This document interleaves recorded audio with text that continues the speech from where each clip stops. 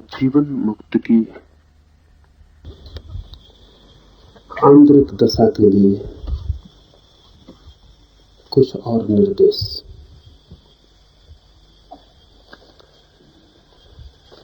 जीवन मुक्त है वह व्यक्ति जिसने जीते जी मृत्यु को जान लिया है। मृत्यु तो सभी जानते हैं, मरते समय ही जानते हैं। उसे भी जानना नहीं कह सकते, क्योंकि ठीक मरने के क्षण में ही चित्त बेहोश हो जाता है, मूर्छित हो जाता है। तो मृत्यु हम अपनी कभी नहीं जानते हैं, हम सदा दूसरे की मृत्यु जानते हैं। आपने दूसरे को मरते देखा है, अपने को कभी भी नहीं। मृत्यु का ज्ञान तक हमारा उधार है। और जब दूसरा मरता है तो हम क्या जानते हैं? हम जानते हैं कि वाणी खो गई, कि आंखें बंद हो गई, कि नाड़ी खो गई, कि हृदय बंद हो गया। शरीर का तंत्र अब काम नहीं करता, इतना ही हम जानते हैं। भीतर जो तंत्र के छिपा था, उस पर क्या बीती, क्या हुआ, वो बचा नहीं बचा, वो था भी वहां या कभी नहीं था, इस संबंध में हम कुछ भी नहीं जानते। मृत्यु घटती है भीतर, हम केवल बाहर उसके परिलक्षण देख पाते। दूसरे को मरते देखकर कैसे मृत्यु का पता चलेगा? मरे हम भी बहुत बार हैं, लेकिन अपने को मरते हम कभी नहीं देख पाए। मरने के पहले बेहोश हो गए हैं, मूर्छित हो गए। इसीलिए कितने ही लोगों को आप मरते देखें, आपको भीतर भरोसा नहीं आता कि आप भी मरेंगे। कभी आपको ये भरोसा आया कि मैं भी मरूंगा? कितने ही रोज लोग मरे, मरघट भर जाए, महामारी फैल जाए, प्रतिपल जहां दिखे लाश दिखे, फिर भी सदा ऐसा लगता है दूसरे ही मरते रहेंगे। ऐसा कभी भी भीतर भाव नहीं आता कि मैं मरूंगा। आता भी हो तो ऊपर ऊपर ही होता है, गहरे में प्रवेश नहीं कर पाता। क्यों? क्योंकि अपनी मृत्यु तो कभी देखी नहीं, उसका कोई अनुभव नहीं है, उसकी कोई याद नहीं है। कितने ही सोचो पीछे लौटकर, पता ही नहीं चलता कि कभी मरे हो। तो जो कभी नहीं हुआ वो आगे भी कैसे होगा? मन का तो सारा का सारा हिसाब अतीत पर निर्भर है। मन तो भविष्य को भी सोचता है तो अतीत के ही शब्दों में सोचता है। जो कल हुआ है वही आने वाले कल में हो सकता है। थोड़ा बहुत हेरफेर होगा, लेकिन जो कभी नहीं हुआ है वो कल भी कैसे होगा? इसलिए मन कभी मृत्यु को मान नहीं पाता। और जब अपनी मृत्यु घटती है तब मन बेहोश हो गया होता है। इसलिए जीवन के दो बड़े अनुभव, जन्म का और मृत्यु का अनुभव, हमें होता ही नहीं। जन्मते भी हम हैं, मरते भी हम हैं। और अगर इन दो बड़ी घटनाओं का अनुभव नहीं होता तो इनके बीच में जो जीवन की धारा है उसका भी हमें क्या अनुभव होगा, कैसे होगा? जो जीवन के शुरुआत को नहीं जान पाता, अंत को नहीं जान पाता, वो मध्य को भी कैसे जान पाएगा? जन्म और मृत्यु के बीच में जो धारा है वही है जीवन। न शुरू का हमें पता है, न अंत का हमें पता है, तो बीच भी अपरिचित ही रह जाएगा। धुंधली धुंधली खबर होगी, जिससे दूर सुनी गई कोई बात हो, कोई देखा गया स्वप्न हो, लेकिन जीवन से भी हमारा सीधा संस्पर्श नहीं हो पाता। जीवन मुक्त का अर्थ है कि जिसने जीवन में ही जागते होश पूर्वक मृत्यु को जान लिया। ये शब्द बड़ा अद्भुत है। जीवन मुक्त का अर्थ है बहुत तरह का। एक अर्थ हम कर सकते हैं कि जो जीवन में मुक्त हो गया।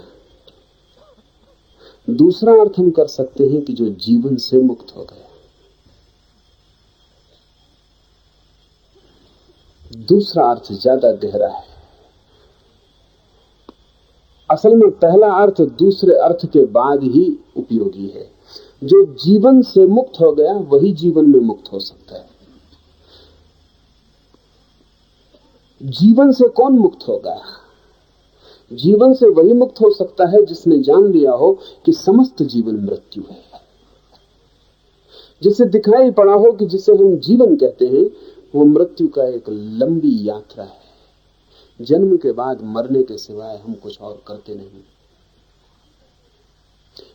कुछ भी करते रहे, मरने की क्रिया जारी रहती हर पल। सुबह से सांझ हो गई, आप मर गए 12 घंटे और। सांझ से फिर सुबह होगी, आप मर गए 12 घंटे और। जीवन चुकता जाता है, बूंद बूंद समय रिक्त होता जाता है। तो जिसे हम जीवन कहते हैं वो वस्तुतः मरने की एक लंबी प्रक्रिया है। जन्म के बाद और कोई कुछ भी करे, सब एक काम जरूर करते हैं, वो है मरने का, मरते रहने का। जन्मे नहीं कि मरना शुरू हो गया। बच्चे ने पहली सांस ली, अंतिम सांस की व्यवस्था हो गई। अब मौत से बचने का कोई उपाय नहीं।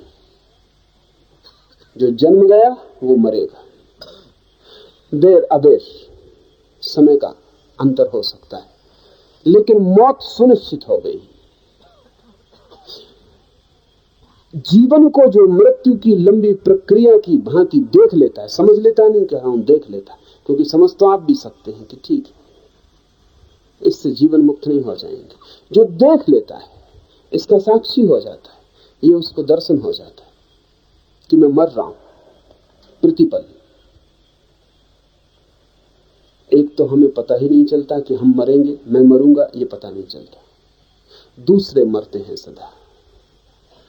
दूसरी बात, हमें सदा, अगर हम कभी सोचते हैं, अनुमान भी करते हैं दूसरों के मरने से अपनी मृत्यु का, तो मृत्यु कभी भविष्य में घटित होगी, उसे अभी टाला जा सकता है। वो अभी घटित नहीं हो रही है, आज नहीं घटित हो रही।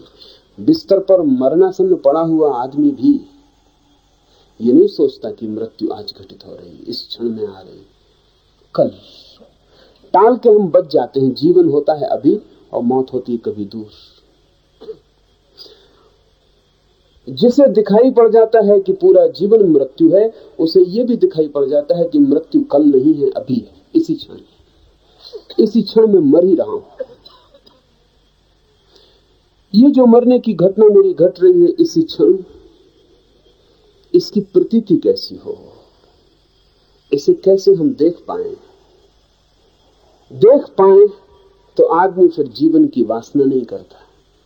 बुद्ध ने कहा है, जो जीवेष्मा नहीं करता वो जीवन मुक्त है। जो मांग नहीं करता कि मुझे जीवन और मिले, जो और जीना नहीं चाहता, जिसके जीने की अब कोई इच्छा नहीं रह गई है, कोई वासना नहीं रह गई है, मृत्यु आए तो सहजता से स्वीकार कर लेगा। एक क्षण भी मौत से न कहेगा रुको, ठहरो, मैं थोड़ा निपट लूं, तैयार ही रहेगा, प्रतिपल तैयार रहेगा। जीवेष्मा जिसकी समाप्त हो गई हो, वो जीवन से मुक्त हो सकता है। जो जीवन से मुक्त हो जाता है वो जीवन मुक्त हो जाता है, फिर वो जीवन में ही मुक्त हो जाता है। फिर यही और अभी वो हमारे साथ होता है, लेकिन हमारे जैसा नहीं होता। वो भी उठता है, बैठता है, खाता है, पीता है, चलता है, सोता है, लेकिन उसका सोना, उठना, बैठना, सबका गुण, सबकी क्वालिटी रूपांतरित हो जाती।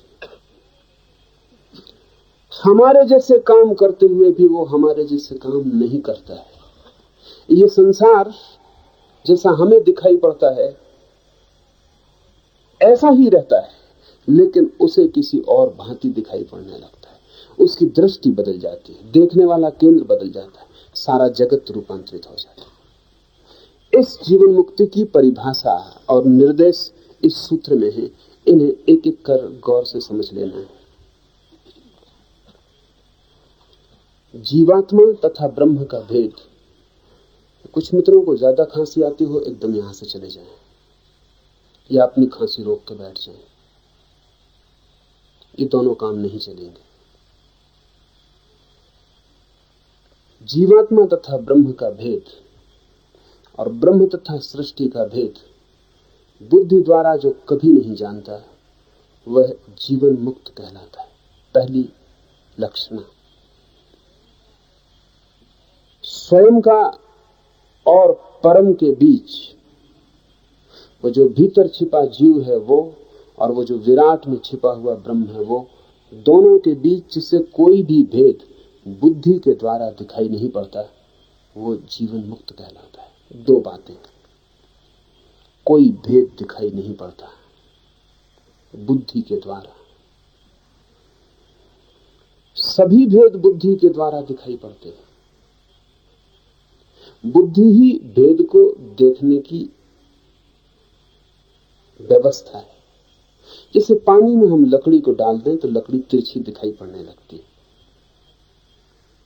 लकड़ी को बाहर खींच लें लकड़ी फिर सीधी दिखाई पड़ने लगती है, फिर पानी में डालें फिर तिरछी दिखाई पड़ने लगती। लकड़ी तिरछी होती नहीं, पानी में सिर्फ दिखाई पड़ती है, क्योंकि पानी और पानी के बाहर किरणों की यात्रा का पथ बदल जाता है। पानी के माध्यम में किरणें तिरछी यात्रा करती हैं, इसलिए लकड़ी तिरछी दिखाई पड़ने लगती है। पानी के माध्यम में कोई भी चीज सीधी डालें वो तिरछी दिखाई पड़ेगी, वो तिरछी होती नहीं, सिर्फ दिखाई पड़ती है। और मजा यह है कि आपको बिल्कुल पक्का पता है कि तिरछी होती नहीं, तो भी तिरछी दिखाई पड़ती है। 1000 दफे निकाल के बाहर देख लें फिर पानी में डाल दें तो ऐसा नहीं कि आप 1000 बार देख चुके, परख चुके, पानी के अंदर हाथ डाल के भी लकड़ी को देख लें तो वो सीधी मालूम पड़ती है हाथ को, लेकिन आंख को तिरछी ही दिखाई पड़ती है, क्योंकि पानी का माध्यम और हवा का माध्यम किरणों के लिए यात्रा पथ बदल देता है। इसे ऐसा समझिए, आपने प्रिज्म देखा हो, कांच का खास तरह का बना हुआ टुकड़ा होता है त्रिकोण, उसमें से सूरज की किरणें निकले तो 7 हिस्सों में टूट जाती है सूरज की किरण। इंद्रधनुष देखते हैं आप, वो प्रिज्म का ही खेल है। जब आप इंद्रधनुष देखते हैं तो होता क्या है, सूरज की किरणें तो हमेशा आकाश से आ रही हैं जमीन पर, लेकिन जब कभी पानी की बूंदें हवा में होती, छोटी बूंदें, तो पानी की छोटी बूंदें प्रिज्म का काम करती, कांच के टुकड़े का काम करने लगती। उनमें किरण प्रवेश करती, तत्काल 7 हिस्सों में टूट जाती। वो 7 रंग आपको इंद्रधनुष जैसे दिखाई पड़ते हैं। इंद्रधनुष पानी की बूंदों से गुजरी हुई सूरज की किरण ही है, इसलिए सूरज ना हो तो भी इंद्रधनुष दिखाई नहीं पड़ेगा। आकाश में बादल न हो, पानी हवा में पानी के कण न लटके हो तो भी इंद्रधनुष दिखाई नहीं पड़ेगा। प्रिज्म, कांच का टुकड़ा या पानी की बूंद सूरज की किरण को 7 हिस्सों में तोड़ देती। माध्यम, अगर आप पानी की बूंद से सूरज को देखेंगे तो 7 रंग दिखाई पड़ेंगे। अगर पानी के बाहर सूरज की किरण को देखेंगे तो वो सफेद है। सफेद कोई रंग नहीं, सफेद कोई रंग नहीं, सफेद रंग का अभाव है।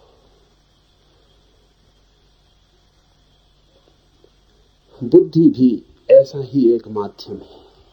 जैसे पानी में लकड़ी तिरछी हो जाए और प्रिज्म में सूरज की 7 किरणें हो जाएं, एक के 7 टुकड़े हो जाएं, ऐसा ही बुद्धि, विचार सूक्ष्म माध्यम है। इससे जिस चीज को भी हम देखते हैं वो 2 में टूट जाती है, भेद निर्मित हो जाता है। जहां भी बुद्धि को देखेंगे, बुद्धि से देखेंगे, वहां चीजें 2 हो जाएंगी, भेद निर्मित हो जाएगा। बुद्धि भेद निर्मात्री है। कोई भी चीज को बुद्धि से देखें, दृष्टांत के लिए, समझने के लिए। प्रकाश को बुद्धि से देखें तो तत्काल 2 हिस्से हो जाते हैं, अंधेरा और उजाला। वस्तुतः अस्तित्व में प्रकाश और अंधेरे में कोई भी फर्क नहीं, वो एक ही चीज का क्रमिक विस्तार है। इसलिए तो अंधेरे में भी कुछ पक्षी देखते हैं। अंधेरा बिल्कुल अंधेरा होता है तो उल्लू भी रात को देख नहीं सकता था। उल्लू देखता है रात में, इसीलिए देख पाता है कि अंधेरा भी प्रकाश है। सिर्फ आपकी आंख उसको पकड़ने में समर्थ नहीं, उल्लू की आंख पकड़ने में समर्थ है। सूक्ष्म प्रकाश है अंधेरा भी।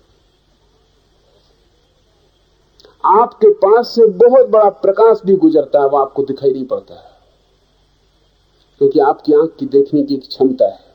उसके नीचे भी दिखाई नहीं पड़ता, उसके ऊपर भी नहीं दिखाई पड़ता, दोनों तरफ अंधेरा हो जाता है। कभी आपने ख्याल किया है कि अगर आपकी आंख एकदम महाप्रकाश के सामने आ जाए तो अंधेरा छा जाएगा, क्योंकि उतना प्रकाश आंख देख नहीं पाती है।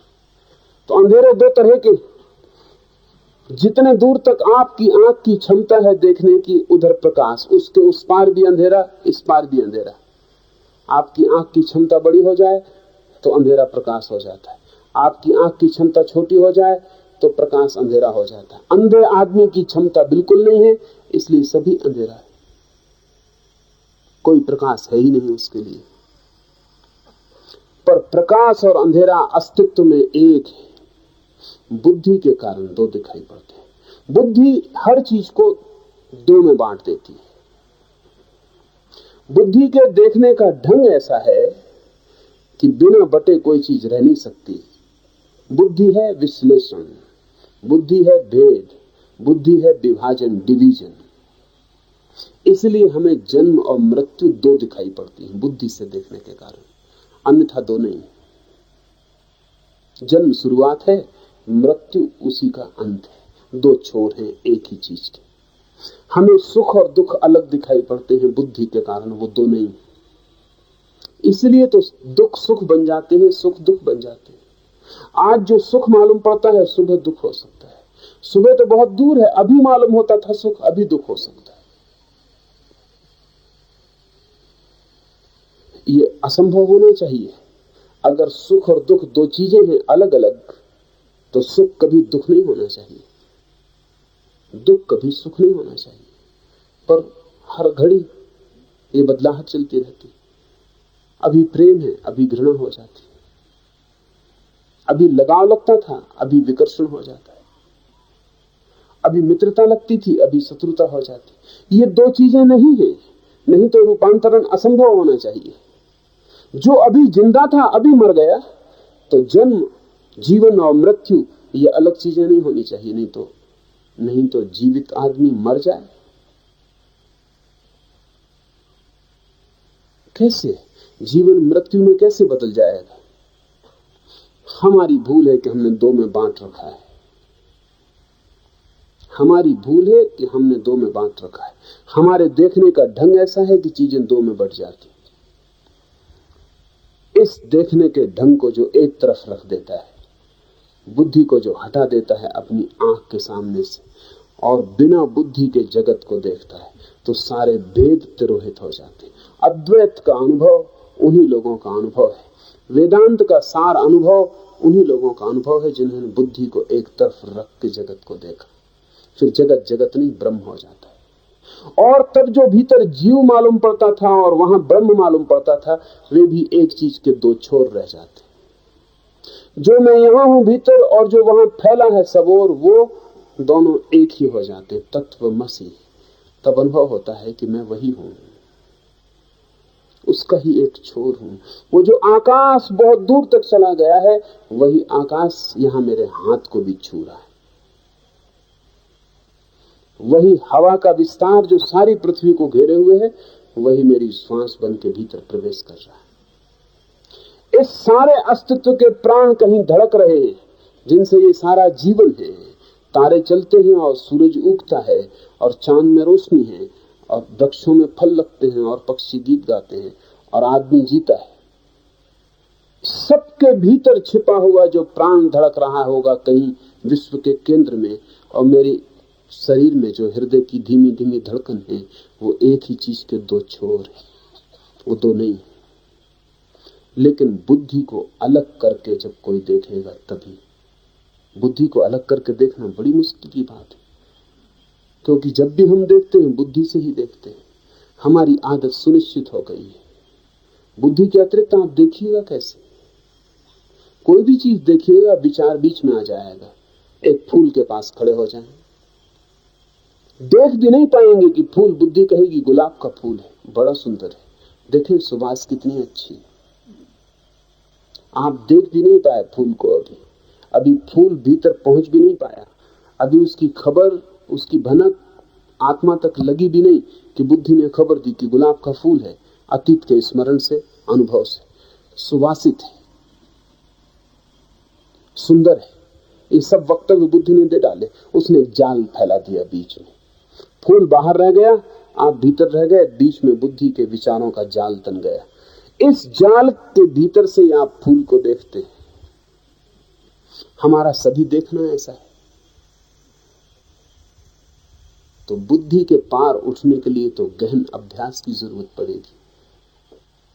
फूल के पास बैठे हैं, बुद्धि को न उठने दें, सिर्फ फूल को देखें सीधा। मन में ये विचार भी ना उठने दें कि फूल है, कि गुलाब है, कि सुंदर है, शब्द को ही न बनने दें। थोड़ा अभ्यास करें तो कभी कभी क्षण भर को झलक मिलेगी कि उधर रह जाएगा फूल, इधर रह जाएंगे आप, बीच में एक क्षण को विचार नहीं होंगे। और तब आपको उस फूल में उस लोक का दर्शन होगा जिसको आपने कभी भी जाना नहीं। टेनिसन ने कहा है, एक फूल को भी कोई देख ले पूरा तो सारा जगत देख लिया। कुछ देखने को बच नहीं जाता, बच भी नहीं जाता, क्योंकि एक फूल में सारा जगत समाया हुआ है। वो जिसे हम क्षुद्र कहते हैं वो विराट की ही अनुकृति है, जिसे हम छोटा कहते हैं वो बड़े का ही छोटा रूप है। जैसे एक छोटे से दर्पण में सारा आकाश झलक जाए, एक छोटी सी आंख में आकाश के करोड़ों तारे झलक जाएं, ऐसे एक छोटे से फूल में सारा ब्रह्मांड। लेकिन वो तभी होता है जब बुद्धि बीच में खड़ी ना हो। इसका अभ्यास करते रहें। खाली बैठे हैं, पक्षी गीत गा रहा है तो बुद्धि को बीच में ना आने दें, सिर्फ कान बन जाएं, सुने और सोचें मत। पहले बड़ी मुश्किल होगी, सिर्फ आदत के कारण, नहीं तो कोई मुश्किल नहीं है। धीरे धीरे धीरे धीरे झलके मिलनी शुरू होंगी। पक्षी गाता रहेगा, बुद्धि का कोई स्वर न होगा, आप सुनते रहेंगे। आप और पक्षी के बीच एक सीधा संबंध स्थापित हो जाएगा, बीच में कोई माध्यम ना होगा। और तब आप बहुत हैरान हो जाएंगे। ये तय करना मुश्किल हो जाएगा कि आप गा रहे हैं कि पक्षी गा रहा है, आप सुन रहे हैं कि पक्षी सुन रहा है। जैसी बुद्धि बीच से हटती है, आप और पक्षी का गीत एक ही चीज के दो हिस्से हो जाते हैं। वो जो पक्षी का कंठ है वो एक छोर और आपका जो कान है वो दूसरा छोर, और गीत बीच में जोड़ हो जाते। फिर वो जो फूल खिल रहा है वहां, और ये जो हृदय है भीतर, ये जो चैतन्य है भीतर, ये एक ही घटना के हिस्से हो जाते। और बीच में जो तरंगें दौड़ रही हैं वो इन दोनों के बीच, दो के बीच जोड़ने का सेतु बन जाती है। और तब ऐसा नहीं लगता कि फूल वहां दूर खिल रहा है और मैं यहां दूर खड़ा देख रहा हूं। तब ऐसा लगता है कि मैं फूल में खिल रहा हूं और फूल मुझ में खड़ा देख रहा है। लेकिन ये भी उस क्षण नहीं लगता, ये भी जब हम उस क्षण के बाहर निकल आते हैं तब लगता है। उस क्षण तो इतना भी पता नहीं चलता, क्योंकि जिसे पता चलता है, सोच विचार होता है, वो बुद्धि एक तरफ रख दी गई है। और तब प्रतिपल का अनुभव ब्रह्म का अनुभव बन जाता है। प्रतिपल का अनुभव ब्रह्म का अनुभव बन जाता है। बोकोजू को किसी ने पूछा है कि तुम्हारे ब्रह्म का अनुभव क्या है, तो बोकोजू कहता है ब्रह्म का मुझे कोई भी पता नहीं। करते क्या रहते हो, पूछने वाले ने पूछा है, फिर तुम्हारी साधना क्या है? तो बोकुजू ने कहा है कि जब कुएं से, उस वक्त वो कुएं से पानी भर रहा था, उसने कहा कि कुएं से जब मैं पानी भरता हूं तो मुझे ठीक ठीक पता नहीं लगता कि कुआं मुझे भर रहा है कि मैं कुएं से भर रहा हूं।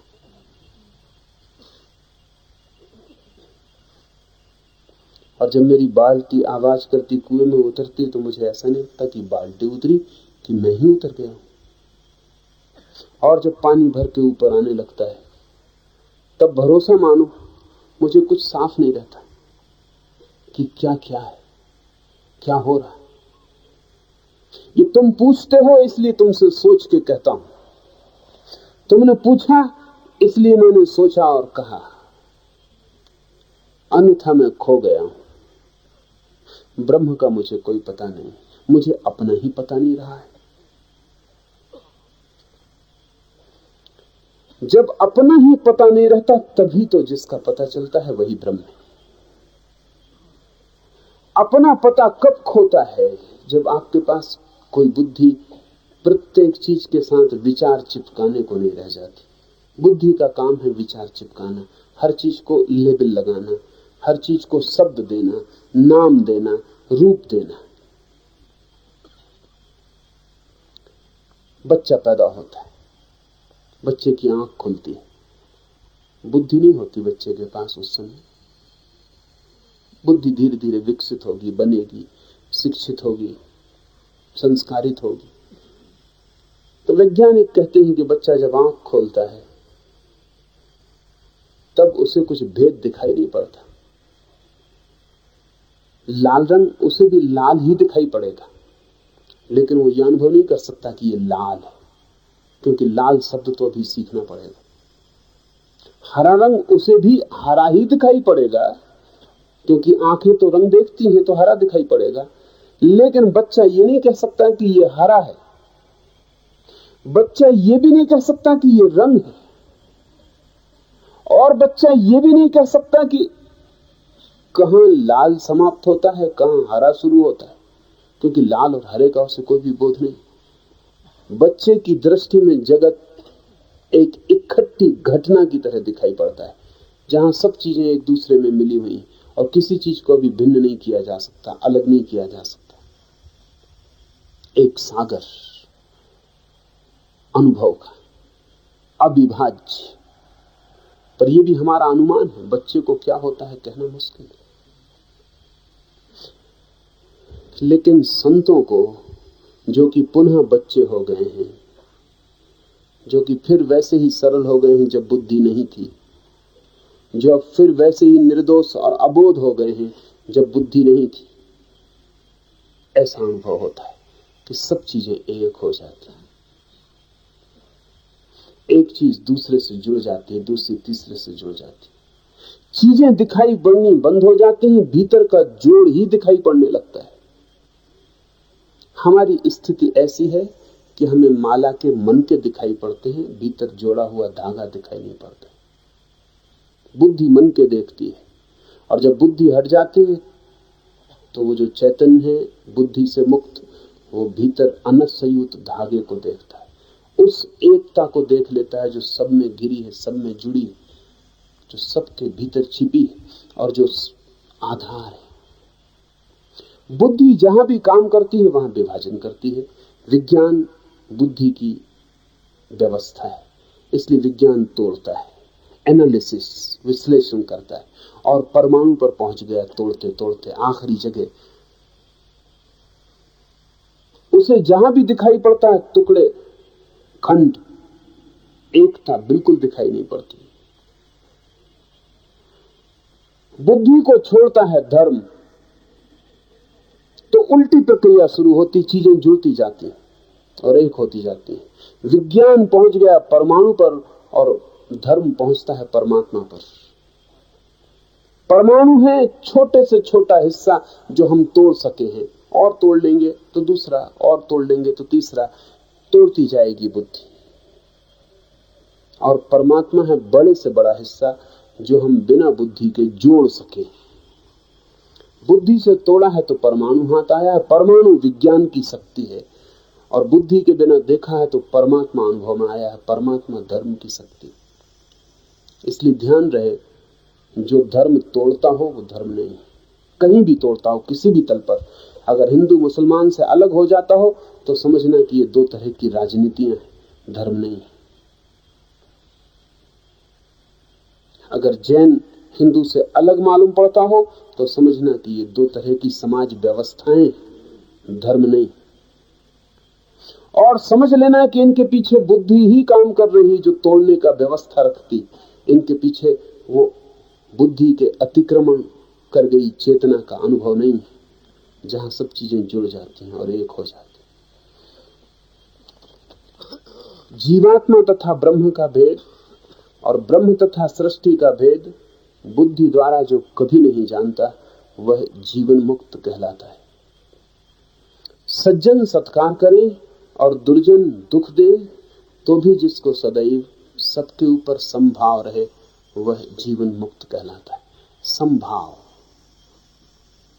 पहली बात अद्वैत, दूसरी बात समत्व, समता, संभाव। ये थोड़ा शब्द कठिन है, इसका जो हम व्यवहार करते हैं उसके कारण। एक आदमी आपको गाली दे जाए और एक आदमी आपके चरण स्पर्श कर जाए तो संभाव का क्या अर्थ होगा? क्या आप अपने को संभाल के संभाव रखें कि नहीं, गाली दे गया उस पर क्रोध नहीं करना, सम्मान कर गया उस पर प्रसन्न नहीं होना, ऐसी चेष्टा करें? अगर चेष्टा करें तो संभाव नहीं।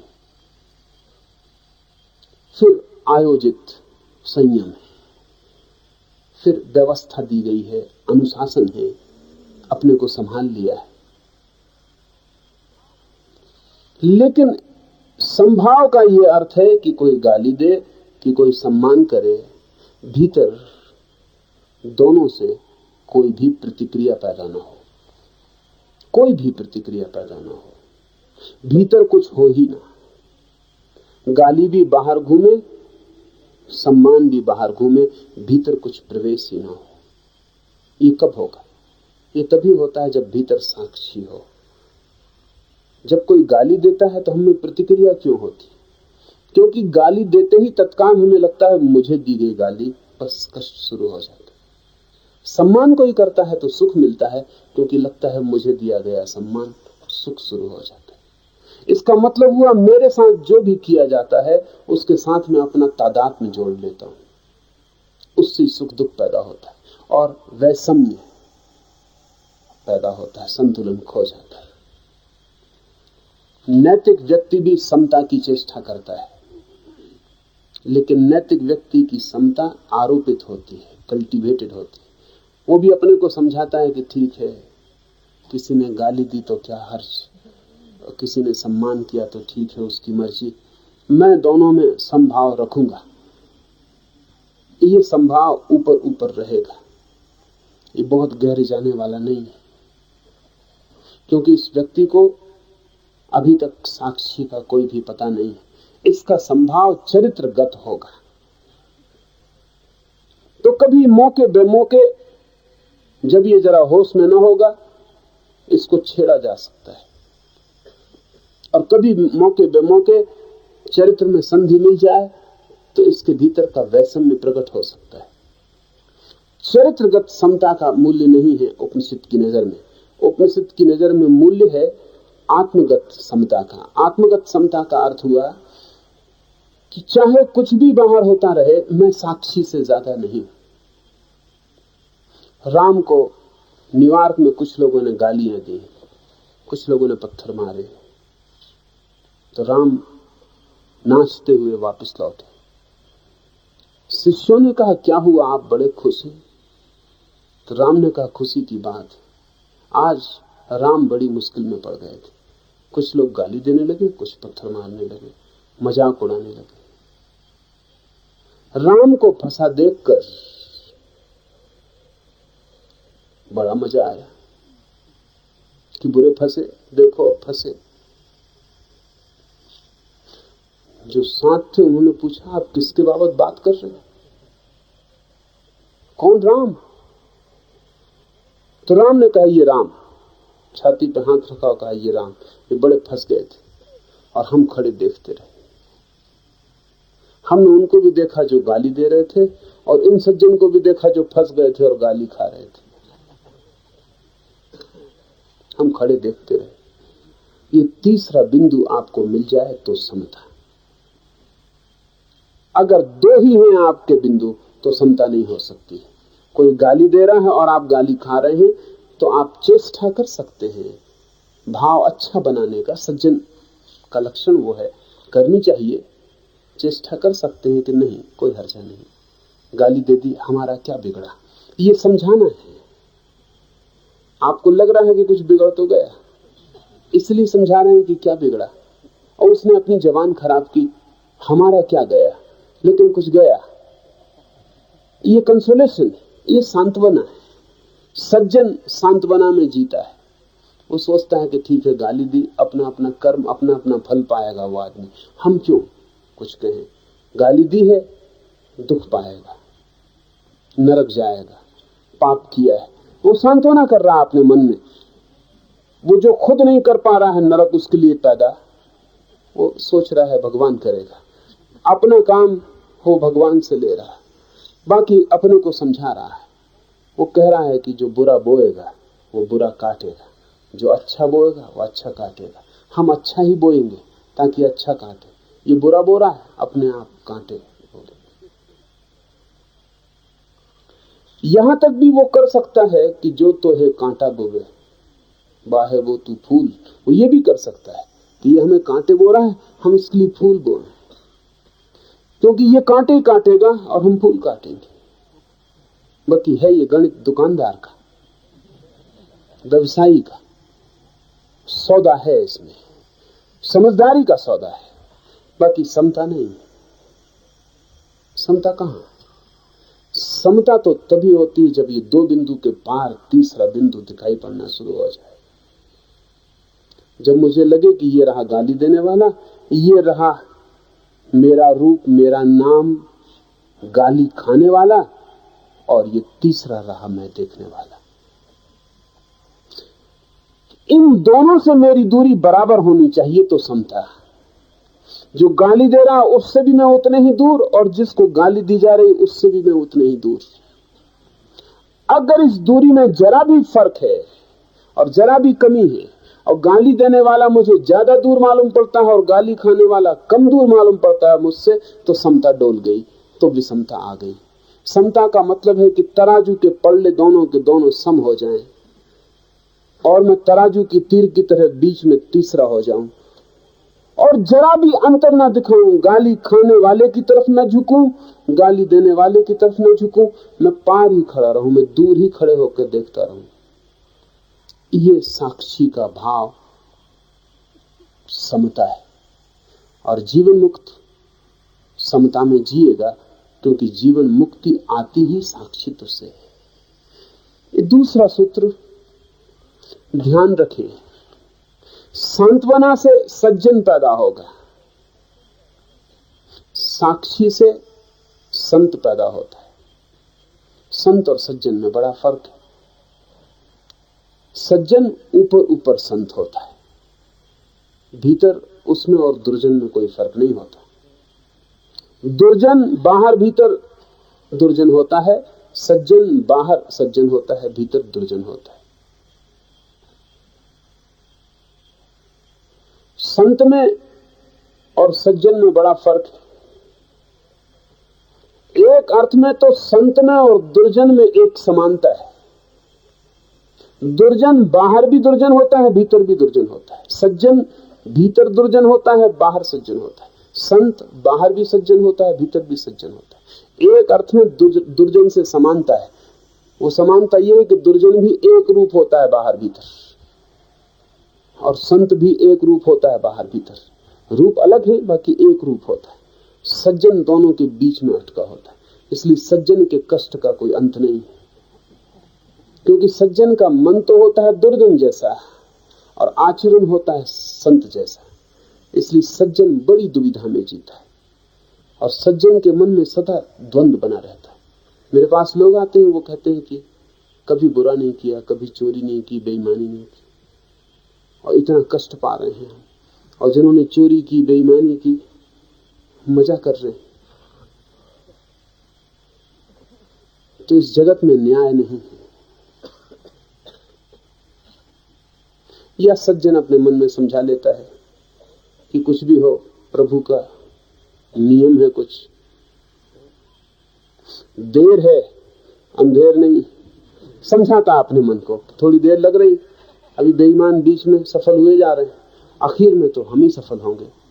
देर है अंधेर नहीं, ये समझा रहा अपने को। लेकिन ये तो बात साफ है कि देर दिखाई पड़ रही, और शक अंधेर का भी हो रहा है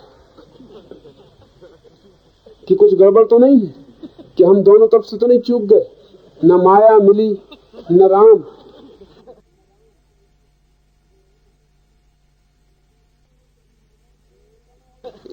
कहीं ऐसा ना हो कि अभी माया खो रहे हैं और आखिर में पता चले कि राम थे ही नहीं, तो वो जो जीत गया माया में वो आखिर में भी जीता हुआ मालूम पड़े। सज्जन को सदा पीड़ा बनी रहती, और जिसको पीड़ा बनी रहे अपनी सज्जनता से, उसका अर्थ साफ हुआ कि उसका भाव तो दुर्जन का है। भीतर से चाहता तो वो भी वही है जो दुर्जन कर रहा है और दुर्जन पा रहा है, लेकिन सज्जनता का आचरण उसने बना रखा। उसके दोहरे लोभ है, उसकी गाड़ी के बैल दो तरफ जुते और दोनों तरफ गाड़ी खींची जा रही है। उसका लोभ यह भी है कि धन भी मिल जाए, यश भी मिल जाए, अहंकार की भी तृप्ति हो। दुर्जन के जो लोभ है वो उसके लोभ है। उसका लोभ यह भी है कि परमात्मा भी मिल जाए, आत्मा भी मिल जाए, मोक्ष भी मिल जाए, शांति और आनंद भी मिल जाए। जो सज्जन, जो संत की अभिप्सा है, वो भी उसका लोभ है। उसके दोहरे लोभ है, उन दोनों लोगों के बीच वो परेशान है। और इसलिए अक्सर सज्जन बड़ी ही अशांति में उपलब्ध होगा। अगर सज्जन शांत हो तो संत हो जाता है, और सज्जन अगर अशांत बना रहे तो आज नहीं कल दुर्जन हो जाता है। ज्यादा देर टिक नहीं सकता, वो मध्य की कड़ी या तो नीचे गिरे या ऊपर जाए, बीच में कोई उपाय नहीं ठहरने का। जीवन मुक्त है संत, वो इसलिए नहीं दूसरे के साथ बुराई कर रहा है कि बुराई करने से खुद का बुरा होगा, कभी नहीं।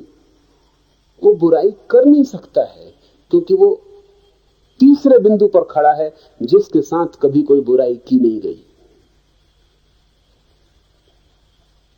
सिकंदर एक सन्यासी को ले जाना चाहता था भारत से, ददामी उस सन्यासी का नाम था। जाने को ददामी राजी नहीं था, तो सिकंदर ने तलवार खींच ली और कहा, काट के टुकड़े टुकड़े कर दूंगा, चलो मेरे साथ। मैं अगर हिमालय को भी आज्ञा दूं तो जाना पड़ेगा। तो ददामी ने कहा, हो सकता है कि हिमालय को जाना पड़े, लेकिन तुम मुझे न ले जा सकोगे। सिकंदर की कुछ समझ में ना पड़ा कि एक दुबला पतला फकीर नग्न खड़ा था नदी की रेत में, ये इतनी हिम्मत की बातें कर किस बलबूते पे रहा है। उसने तलवार खींच ली, अपने सिपाहियों को कहा कि घेर लो। नंगी तलवारों से ददामी घेर लिया गया। ददामी खिलखिला के हंसा और उसने कहा, लेकिन तुम मुझे नहीं घेर रहे, तुम उसे घेर रहे हो जो मैं नहीं। और तुम्हारी कोई सामर्थ्य नहीं कि तुम मुझे घेर लो, क्योंकि मेरा घेरा उस विराट घेरे के साथ एक हो गया है। सिकंदर ने कहा कि मैं दर्शन की, तत्व ज्ञान की बातें नहीं जानता हूं, मैं सिर्फ तलवार जानता हूं, गर्दन अभी कट के गिर जाएगी।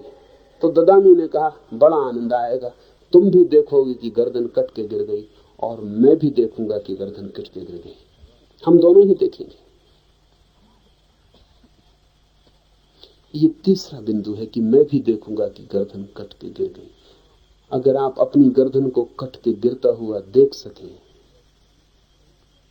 तो उसका मतलब सिर्फ एक हुआ कि इस शरीर से आपका तादात्म्य न रहा, इसके आप साक्षी हो गए, आप दूर खड़े हो गए, बाहर खड़े हो गए अपने से ही।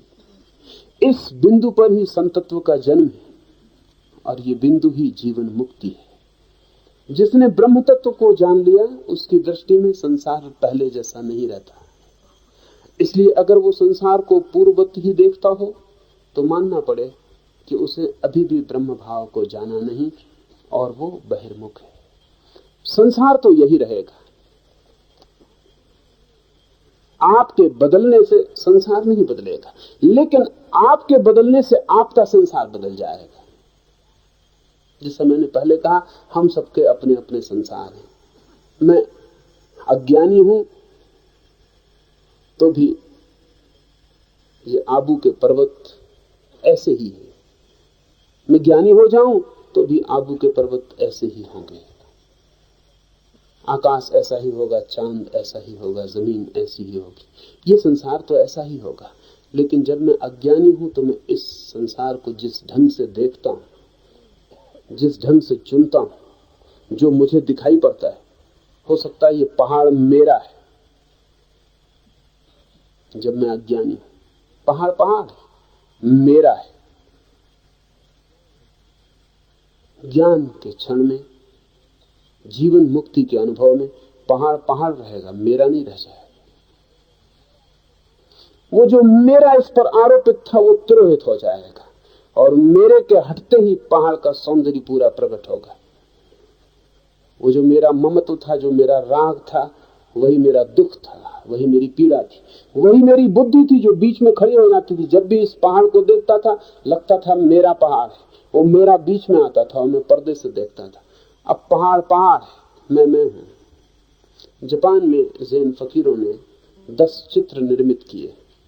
वो चित्र सदियों से चले आते और ध्यान करने के काम में आते।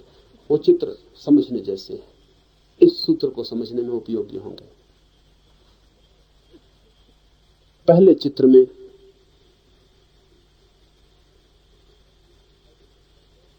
कुछ दिखाई नहीं पड़ता, गौर से देखें तो समझ में आता है कि पहाड़ है, वृक्ष है, और वृक्ष की आड़ से किसी बैल की सिर्फ पीछे का हिस्सा, 2 पैर और पूंछ दिखाई पड़ रही, बस इतना ही। दूसरे चित्र में इतना है और साथ में बैल को खोजने वाला आके खड़ा हो गया और वो चारों तरफ देख रहा है कि बैल कहां है। अभी उसे दिखाई नहीं पड़ रहा, धुंधला है, सांझ का, वृक्ष हैं, लताएं हैं, उनमें बैल छिपा खड़ा है। जरा सी पूंछ हो तो 2 पैर पीछे के दिखाई पड़ते हैं, वो भी रेखाएं गौर से देखें तो। तीसरे चित्र में उसे दिखाई पड़ गया। दूसरे चित्र में वो उदास खड़ा था, चारों तरफ देखता मालूम पड़ता था, कोई झलक न थी उसकी आंखों में। तीसरे चित्र में उसकी आंखों में झलक आ गई, पैर में गति आ गई, बैल उसे दिखाई पड़ गया। चौथे चित्र में पूरा बैल प्रकट हो गया है और खोजने वाला बैल के पास पहुंच गया है। 5वें चित्र में उसने बैल की पूंछ पकड़ ली। 6वें चित्र में उसने बैल के सींग पकड़ लिए। 7वें चित्र में उसने बैल को घर की तरफ मोड़ लिया। 8वें चित्र में वो बैल के ऊपर सवारी कर रहा है। 9वें चित्र में वो बैल को अपने लगाम में बांध के कब्जे में करके घर की तरफ लौट रहा है। और 10वें चित्र में कुछ भी नहीं है, न बैल है, न उसका मालिक उस पर सवार है।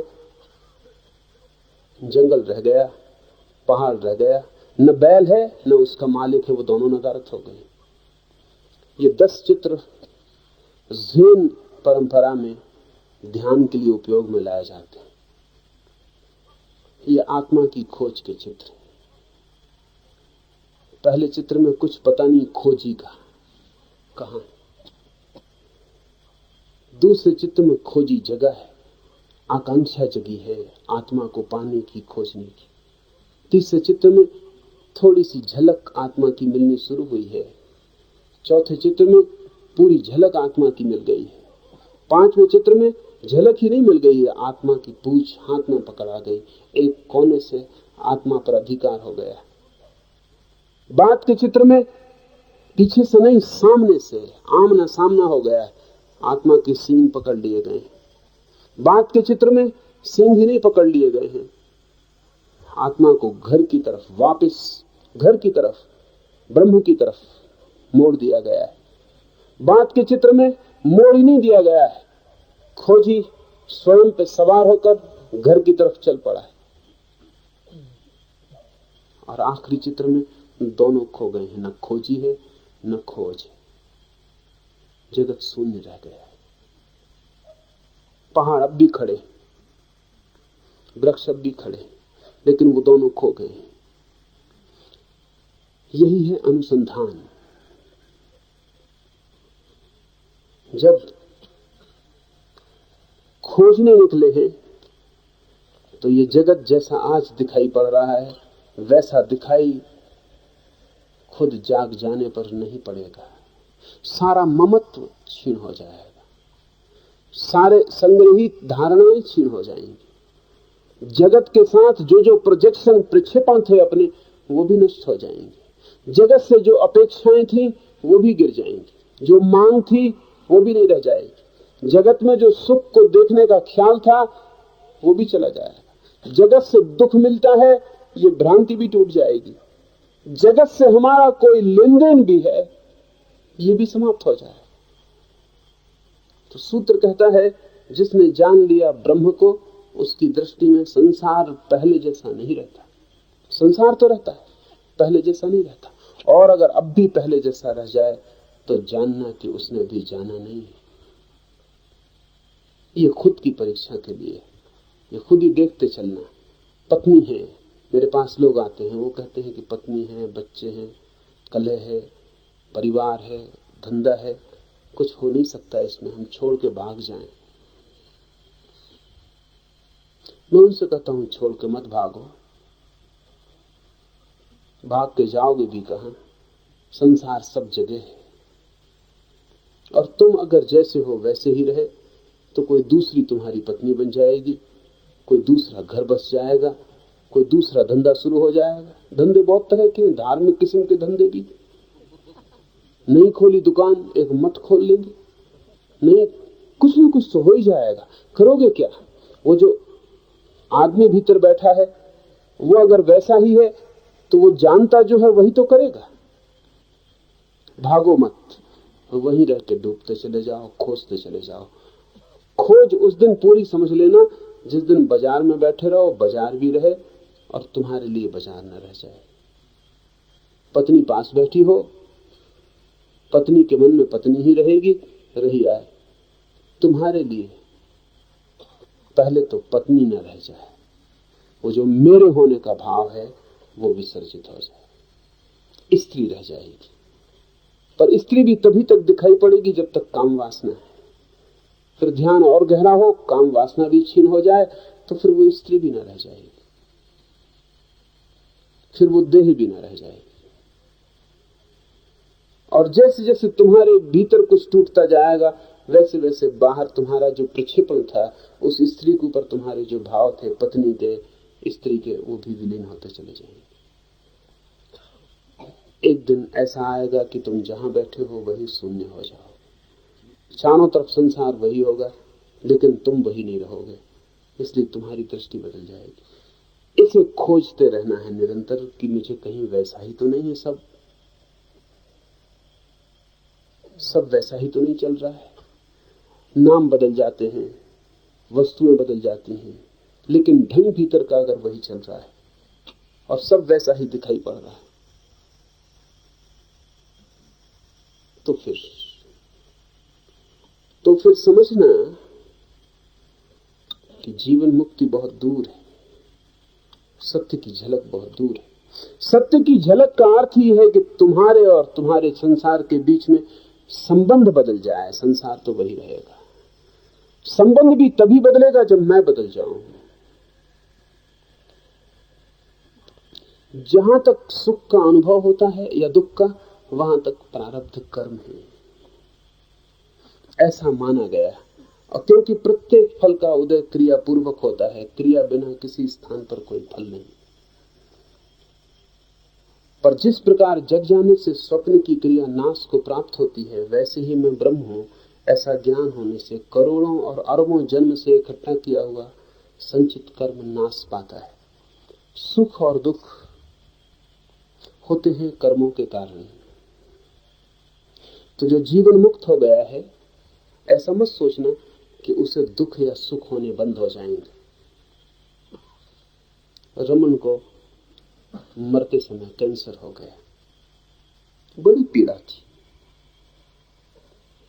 कैंसर की पीड़ा स्वाभाविक थी, नासूर था गहरा, और बचने का कोई उपाय न था। बहुत डॉक्टर आते,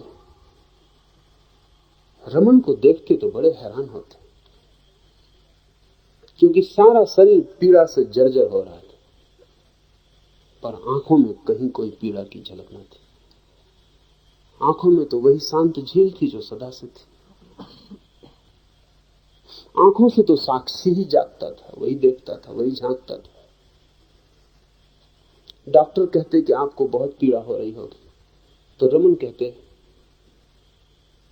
पीड़ा तो बहुत हो रही है, लेकिन मुझे नहीं हो रही। पीड़ा तो बहुत हो रही है, लेकिन मुझे नहीं हो रही। मुझे सिर्फ पता चल रहा है कि पीड़ा हो रही है, शरीर पर बड़ी पीड़ा हो रही है। मुझे सिर्फ पता चल रहा है, मैं देख रहा हूं, मुझे नहीं हो रही।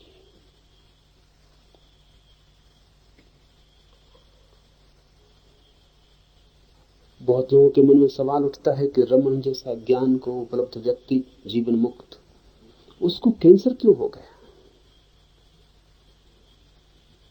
इस सूत्र में उसका उत्तर है, जीवन मुक्त को भी सुख दुख आते रहेंगे, क्योंकि सुख दुखों का संबंध उसके पिछले कर्मों से, संस्कारों से, उसने जो किया है। जागने के पहले उसने जो किया है, समझ ले कि जागने के पहले और मैंने बीज बो दिए हैं अपने खेत में, तो मैं जाग जाऊं, बीज तो फूटेंगे और अंकुर बनेंगे।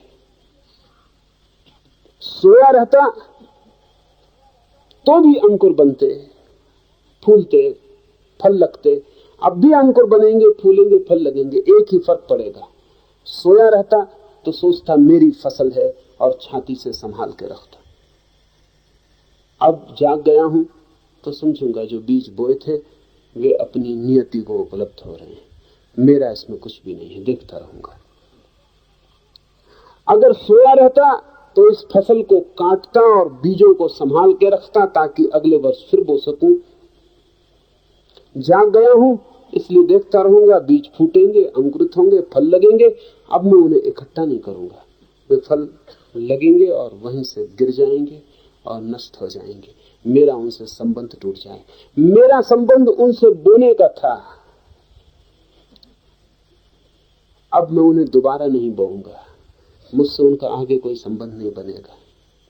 तो जीवन मुक्त को भी सुख दुख आते रहेंगे, पर जीवन मुक्त जानेगा कि ये पिछले कर्मों की श्रृंखला का हिस्सा है, मेरा कुछ लेन देन नहीं, वो देखता रहेगा। जब रमन को कोई चरणों में जाके फूल चढ़ा आता है, तब भी वो बैठे देखते रहते हैं कि किसी पिछले कर्म श्रृंखला का हिस्सा होगा कि ये आदमी मुझे सुख देने आया। मगर वो सुख लेते नहीं, ये आदमी देता है, वो लेते नहीं। अगर वो ले ले तो नए कर्म की यात्रा शुरू हो जाती। इसे वे रोकते भी नहीं कि तू मत दे, ये फूल मत चढ़ा, ये पैर मत छू, वो रोकते भी नहीं, क्योंकि रोकना भी कर्म है और फिर श्रृंखला शुरू हो जाती। इसे थोड़ा समझ लें। ये आदमी फूल रखने आया है, ये हार गले में डाल गया है, इसने चरणों पर सिर रख दिया है। रमन बैठे क्या कर रहे होंगे भीतर? वो देख रहे हैं कि इस आदमी से कुछ लेन देन होगा, कोई प्रारब्ध कर्म होगा, ये अपना पूरा कर रहा है, लेकिन अब सौदा पूरा कर लेना है, अब आगे सिलसिला नहीं करना है। ये बात यहीं समाप्त हो गई, अब इसमें से आगे कुछ नहीं निकालना है। तो वो बैठे रहेंगे, वो ये भी नहीं कहेंगे कि मत कर, क्योंकि मत करने का मतलब क्या होता है? इसका मतलब होता है एक तो आपका अपना पिछला किया हुआ लेने को राजी नहीं, जो कि लेना ही पड़ेगा, और दूसरा उसका मतलब ये हुआ कि अब इस आदमी से आप एक और संबंध जोड़ रहे हैं, इसे रोक कर कि मत कर। ये संबंध कब पूरा होगा? एक नया कर्म कर रहे हैं आप, एक प्रतिक्रिया कर रहे हैं ना। रमन देखते रहेंगे, चाहे आदमी फूल लेके आए और चाहे कैंसर आ जाए, तो वो कैंसर को भी देखते रहेंगे। रामकृष्ण भी मरते वक्त कैंसर से मरे।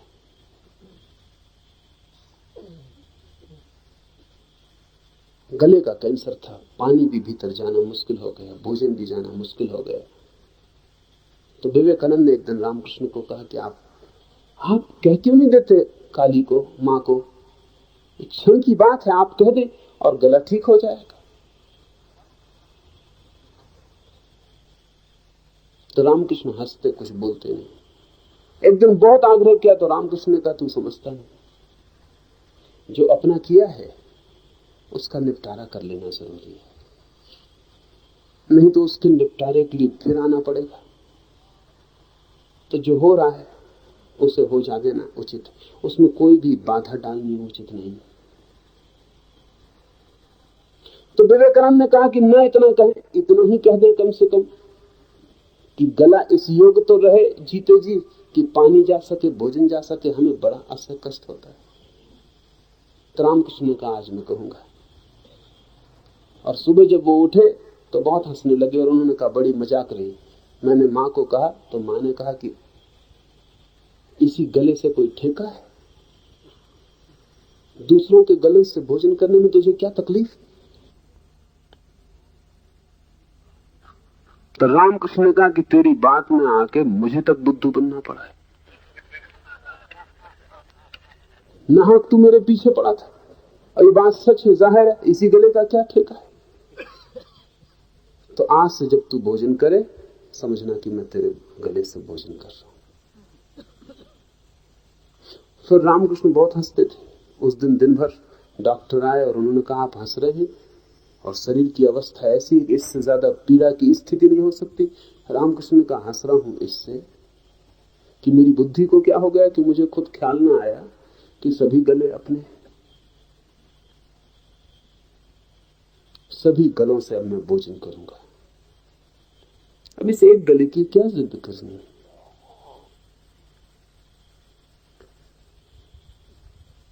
व्यक्ति कैसी ही परम स्थिति को उपलब्ध हो जाए, शरीर के साथ अतीत बंधा हुआ है, वो पूरा होगा। सुख दुख आते रहेंगे,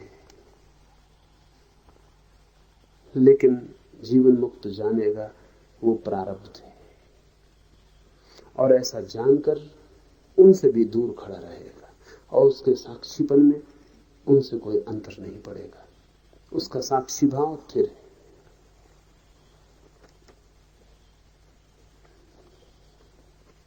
और जिस प्रकार जग जाने से स्वप्न की क्रिया नाश को प्राप्त होती है, वैसे ही मैं ब्रह्म हूं ऐसा ज्ञान होने से करोड़ों और अरबों जन्मों से इकट्ठा किया हुआ संचित कर्म नाश पाता है। इस संबंध में हमने पीछे बात की। जिससे स्वप्न से जाग के स्वप्न खो जाता है, ऐसा ही जाग कर जो भी मैंने किया वो मैंने कभी किया ही नहीं था, खो जाता है। लेकिन मेरे ये जान लेने पर भी मेरे शरीर को कोई ज्ञान नहीं होता है। मेरा शरीर तो अपने यंत्रवत प्रक्रिया में घूमता है और अपनी नियति को पूरा करता है।